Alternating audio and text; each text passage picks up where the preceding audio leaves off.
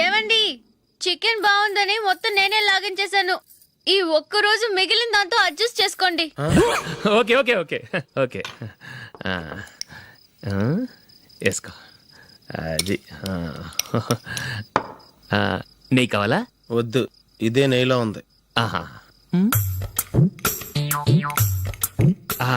అది ఏంటది? నేను తినగా మిగిలింది తను తినకపోతే మా ఆవిడ నిద్రపోదు. ఏవండి, అన్నం కొంచెమే ఉంది, ఏం మిగిల్చకండి. కుక్కకి ముందే వేసేసాను.